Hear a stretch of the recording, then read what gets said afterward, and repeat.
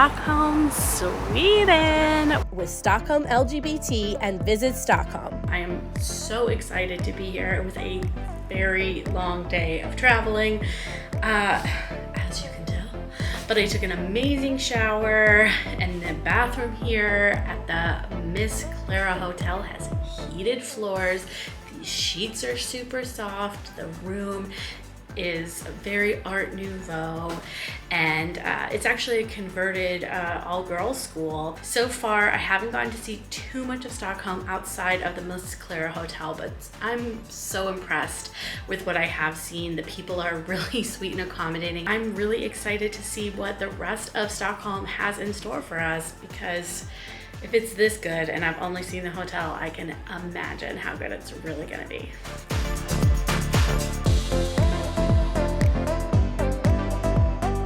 On the second day in Stockholm, I met up with my fellow LGBTQ+ travel bloggers, Gabby and Shanna from 27 Travels, Ravi from Ravi Around the World, and Matthew from Michael and Matthew to explore the city. I'm here with Gabby. Tell me about what we did today. Okay, so today, this is the recap of our day. We spent the whole day exploring. We walked around the whole Old Town area, right?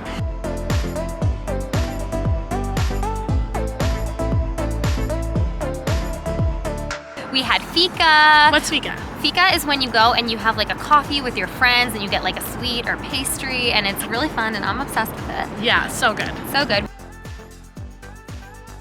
Standing outside of Chokladkoppen. This is the first cafe and the first establishment in Sweden to have a rainbow flag outside of their establishment, and the first gay cafe here in Stockholm. We walked around more. We saw the smallest street in Sweden, or Stockholm at least. What? Smallest street in the world. Smallest street, is it in the world? Well, at least in Stockholm. But maybe the world? Yeah, Maybe. We don't know. We're not sure. We're gonna Google it. We're gonna Google it. This is the narrowest street in Stockholm. What else did we do? We did fika. Yeah, We did fika. Okay, We walked around. We took pictures. We saw lots of soldiers marching. Yeah, because someone the from royalty Spain- is here today. The royalty is here today. Us. Exactly.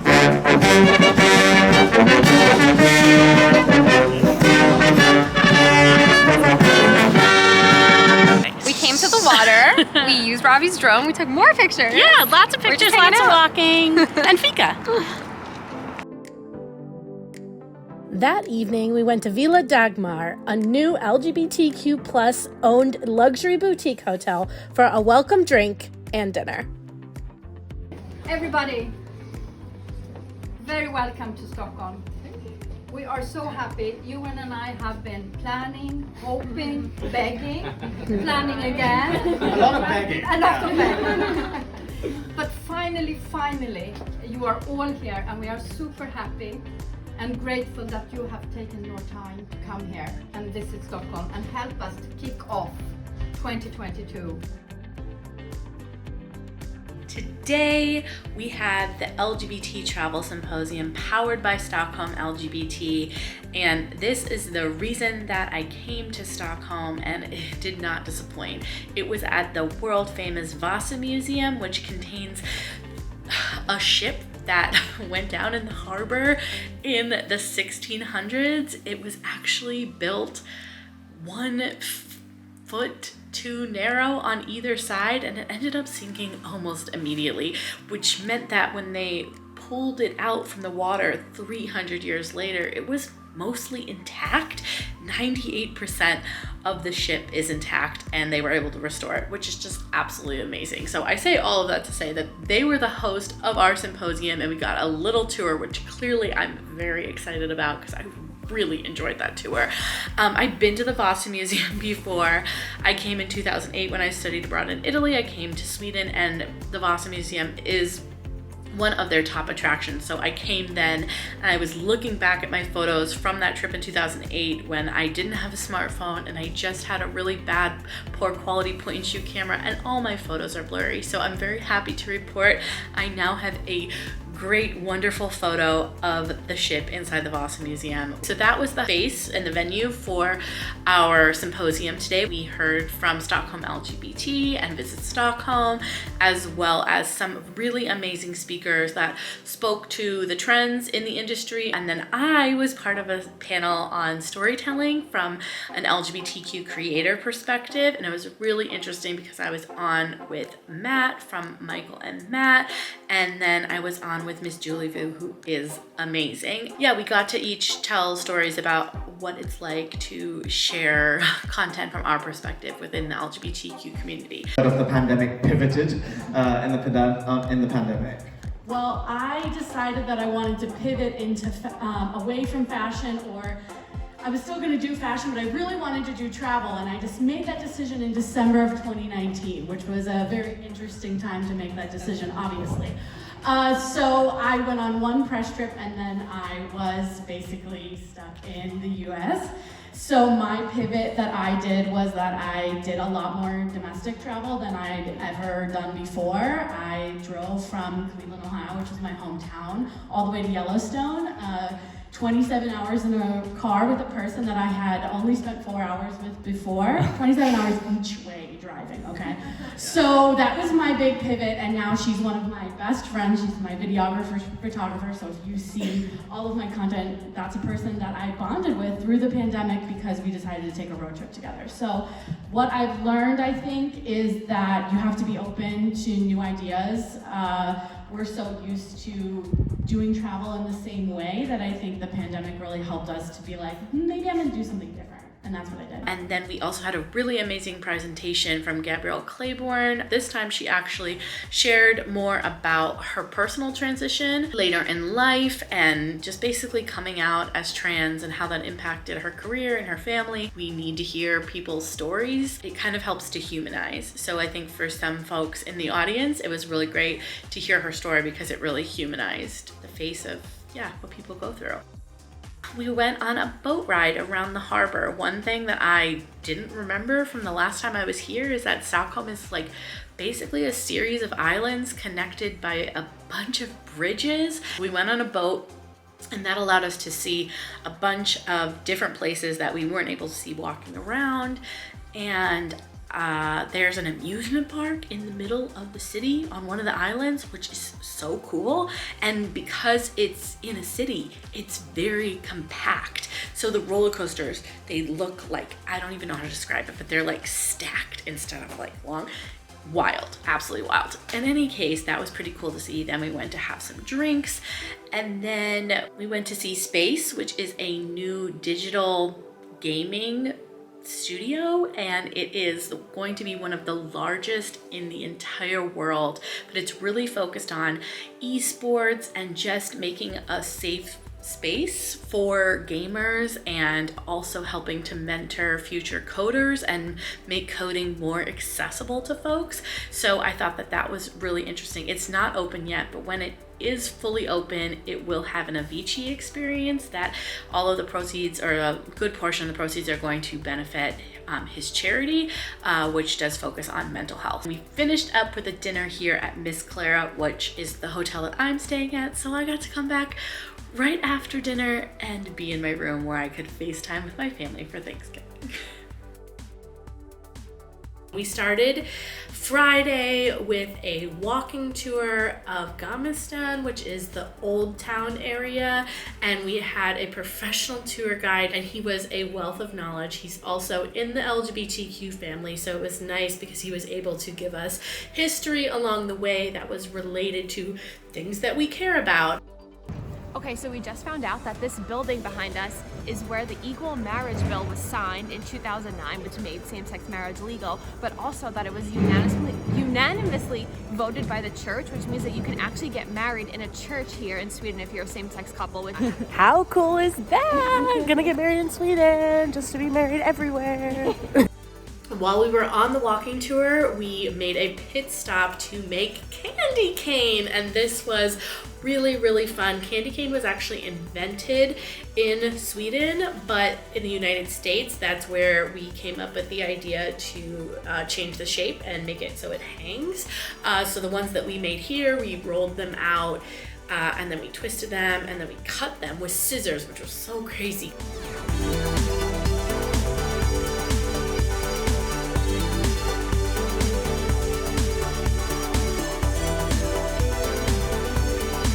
We are headed in. Say hi, Jenna. Hey. We are getting a tour of the royal palace. Yes, Sweden does have royals. They have royalty going back to like 900 AD, and we got to see their palace. The king was actually in that day.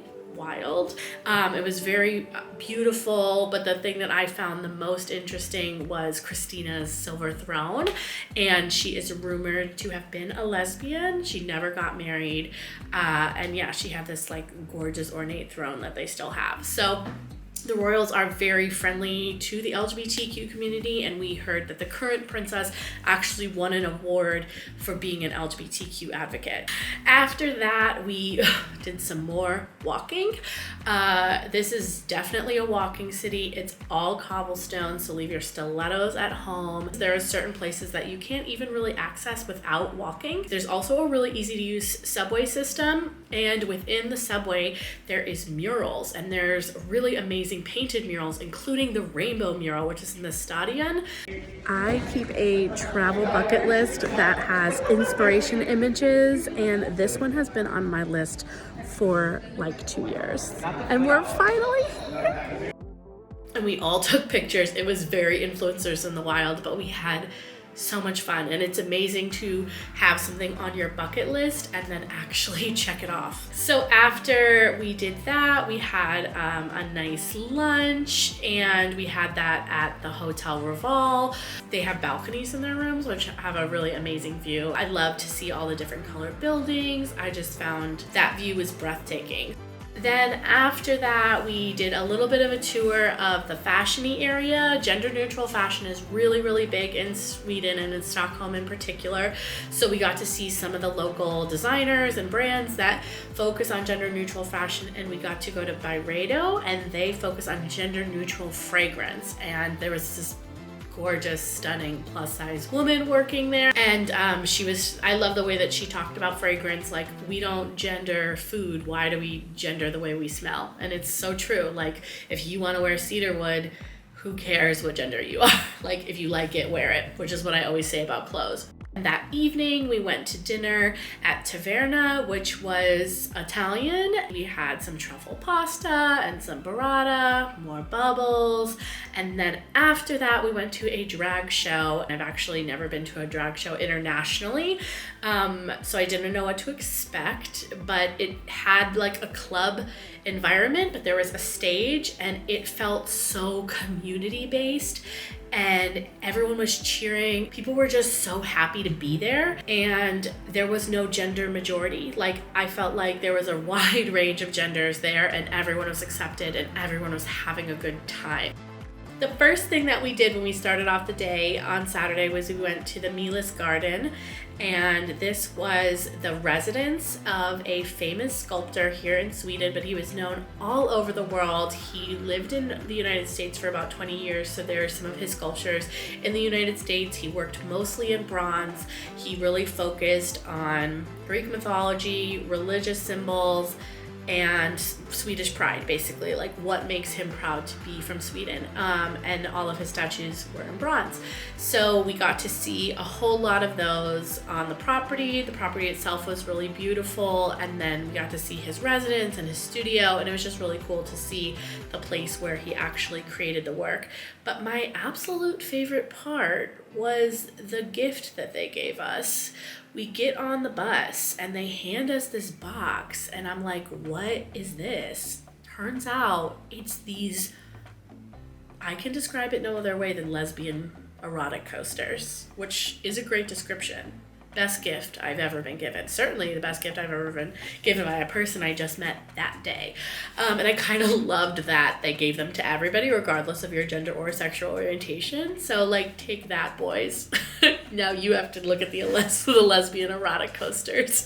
And if you don't want yours, I'll take them. And then after that, we headed to the Pop House Hotel, which is above ABBA The Museum. We are here at the ABBA Museum, and I am so excited to explore because I absolutely love their costumes. Their music is great, but for me, it's the costumes.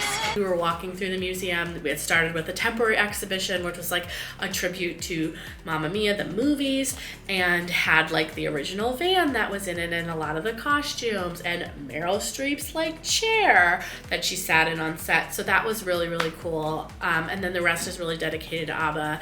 And one of the things that I learned is because it's a museum dedicated for individuals who are still very much alive and working, they felt like a museum was not really the way to go because they're still alive and there's nothing to memorialize. So they really tried to make it about an interactive experience.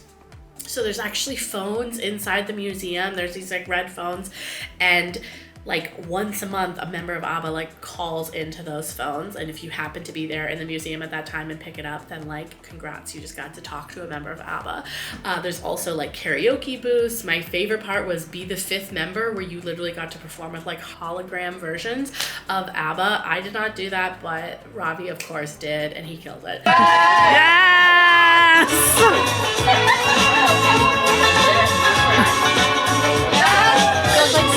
They really do. That's always the case. Oh my god.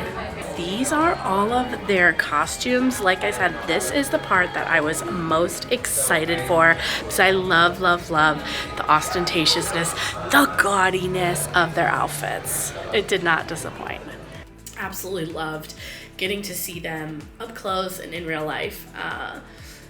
The intricacies and the details, and then it's, you know, with groups it can be really hard to get costumes that all kind of go together and still reflect your individual styles. And I don't know that much about the members, but I do know that because they're very much alive and well, one of the current members actually came and got one of the boots that's in the museum out and borrowed them to make a TikTok, which I just think is so funny. So they're very much, these are their real costumes that are in the museum, and they're, you know, when they need to borrow it, they bring it back. After that, we went across the street and we got a tour of another hotel as well as a nice lunch. It was an amazing surprise because they told us that our lunch would be Christmas themed, and the food wasn't Christmas themed so much, but there was a Christmas drag queen surprise. That was the best surprise of all. So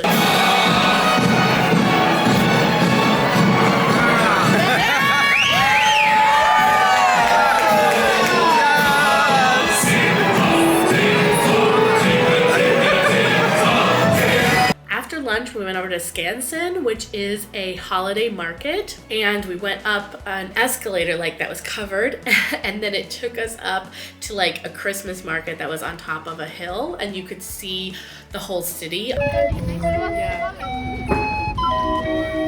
Unfortunately, it does get dark here so early in the wintertime, so by the time we were there at 4 o'clock, it was already dark.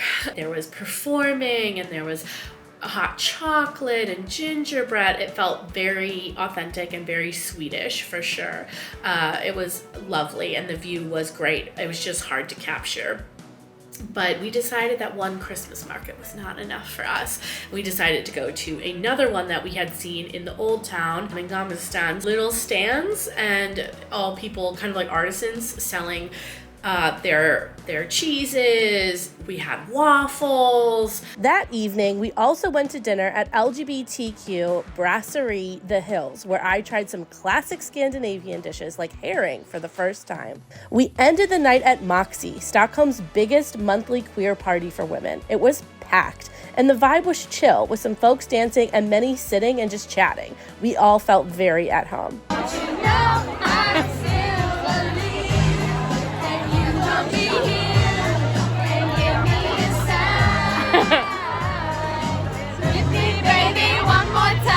After spending 5 glorious days in Stockholm, I can truly see what makes this destination the world's most open city.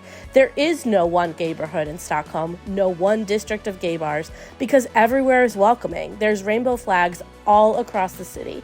I felt like Stockholm was a place where I could be myself and be openly queer, and I can't wait to visit again.